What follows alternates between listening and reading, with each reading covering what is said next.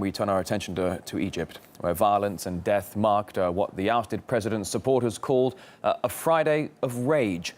Anti-Islamist celebrations after Mohamed Morsi's overthrow, they turned rather sour. At least 30 killed, over 200 injured in the clashes. More from Cairo, and RT's Paula Sleer.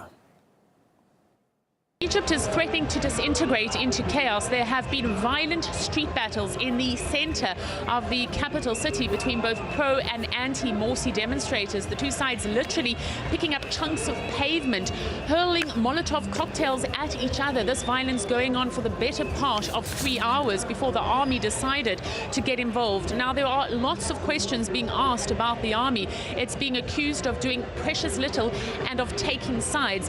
When the army did get involved in these clashes on the October the 6th bridge, they literally picked up some of these anti-Morsi demonstrators on the back of their vehicles, drove them over the bridge to the other side where their opponents were standing and fighting them from. The army has also denied reports that it used live ammunition earlier on Friday when a group of pro-Morsi supporters marched towards the barracks where it is believed that the former president is being housed. At least 3 people were killed in those clashes. There are real concerns that this country is disintegrating into violence. There have been mass rallies by both pro and anti-Morsi demonstrators, with the supreme guide of the Muslim Brotherhood addressing the one rally, and he said, and I'm quoting, "Our bare chests are stronger than bullets. God does not love a traitor." The Muslim Brotherhood threatening to continue this fight to the end. The divisions are extremely sharp, so much so that people are talking about a civil war. The difference between what is happening now and what we've seen in the past is that Morsi was a democratically elected president who was overthrown, and this is the point that his supporters are making. In fact, the pro-Morsi camp now wants to be known as the pro-democracy camp. But we have a situation that's not only disintegrating within Egypt, it's also happening now on the borders. Earlier on Friday, an airport in the Sinai was attacked by Islamists. At the same time, Islamists have taken over a number of government buildings in the Sinai. They've raised the Al-Qaeda flag, replacing the Egyptian flag that was there. Egypt has also closed its border with Gaza, and what we're witnessing, not only an extremely volatile situation, but a situation that does threaten to affect the Islamist extremists that operate along these countries' borders. RT correspondent Paula Sleer. Now, the Muslim Brotherhood says that the national leaders who announced a new government on Wednesday do not represent their followers. Dr. Mohamed Abdulaziz, the leader of the Sacramento Islamic Center in America, he believes that undermining the power of the ballot box will only lead to catastrophe in Egypt.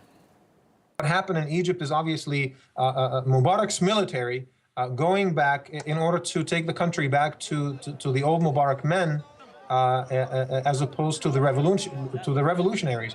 People who are cheering in the streets right now will be the first to cry tomorrow. But when we set the precedence that it's okay for people to go to the streets and for the military to oust an elected president, what happens next?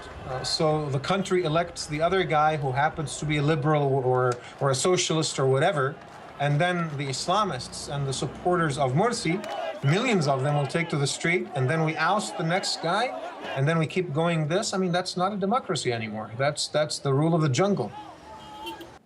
And a global trends forecaster, Gerald Celente, he says in a poor country, any leader can reach the top via mob rule, but at the end of the day, that won't make a single bit of difference. Well, it was the foundation of why the revolution began in the first place. It wasn't an Arab Spring. It was a lot of poor people.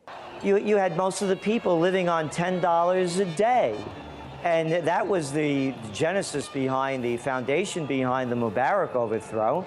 And, you know, people want to live a higher standard of life, the vast corruption, all the money at the top of the pyramid, and the rest of the people having nothing. And then when Morsi came in, he made it worse. It wasn't that he was an Islamist so much. It could have been Mickey Mouse or Mohamed Morsi. It would have made no difference if the people had a standard of living that was going up rather than crashing as it was. You know about the long gasoline lines, tourism died virtually, and the country went into deeper poverty. And that's really the genesis behind all of these, or many of these uprisings around not only Egypt, but around the world.